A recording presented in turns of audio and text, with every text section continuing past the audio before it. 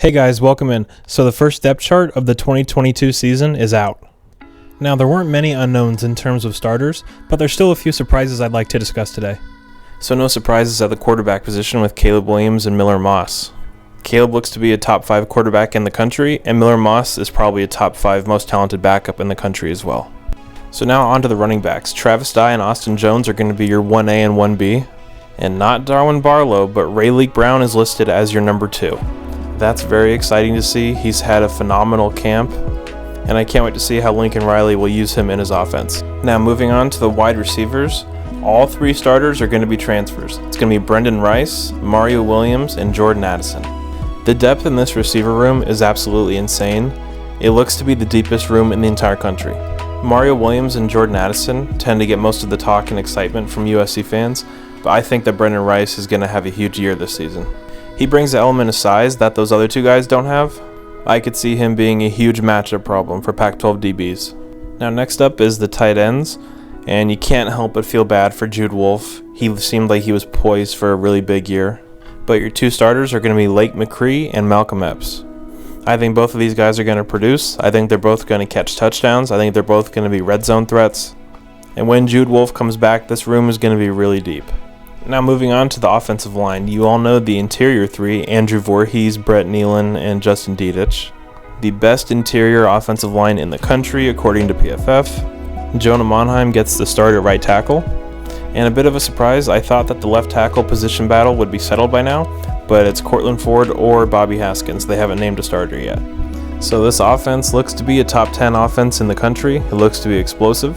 A few of my concerns are lack of depth along the offensive line, and if you suffer a few injuries in that tight end room before Jude Wolfe comes back, it could get a little dicey. Alright, so next up is the defense, and we'll start with the defensive line. Now the defensive line is going to be a lot more fluid than the other positions we see on defense due to the increased rotation. So first up at defensive tackle, you got Dejon Benton, which was a complete surprise. At nose tackle, Stanley Taufu, and at defensive end, Tuli Tuipulotu, no surprise there. Now at edge, it's really encouraging to see that Corey Foreman won a co-starting spot with Romello Height. I would love to see Corey step up and really produce this season. I like the depth in this defensive line room a lot more than I thought I was going to at the start of the year. When you can rotate in guys like Nick Figueroa, Solomon Tulipupu, Solomon Byrd, Brandon Peely, you're in really good shape. So when this defense lines up in base, which is going to be a 4-2-5, your 2 starting linebackers are going to be Shane Lee at the wheel and Eric Gentry at the mic. When they have 3 linebackers on the field, that 3rd linebacker is going to be Raylan Goforth. I really think Eric Gentry is going to be a game changer for this defense. He is the most unique linebacker in the country, and he's going to cause opposing quarterbacks fits. They're not going to know what they're looking at.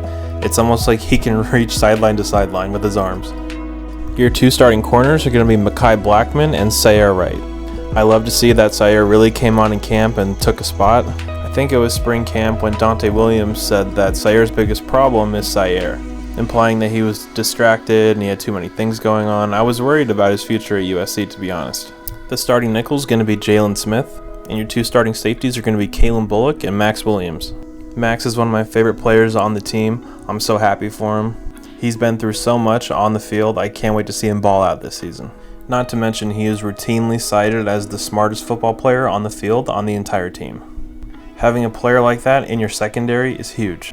We saw so many busts in coverage last year. The communication was not there. Having a player like Max is going to help to solve a lot of those issues.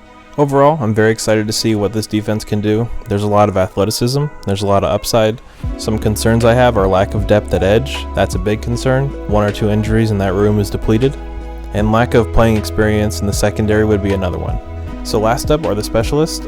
Surprisingly, they didn't list any kick or punt returners, which is unfortunate. I was excited to see that. There's definitely a lot of different directions they can go with that, so we'll have to wait to see until they kick off against Rice for that one. Handling kickoffs is going to be Alex Stadhouse. Your holder is going to be Will Rose. The punter is the new Aussie punter, Aiden Sleep Dalton.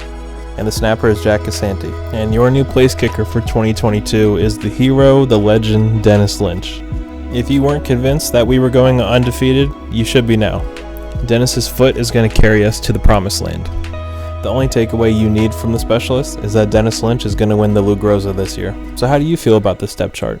Did anything surprise you? Let me know down in the comments. But anyways, guys, thanks for listening. Please like and subscribe, and I'll see you next time.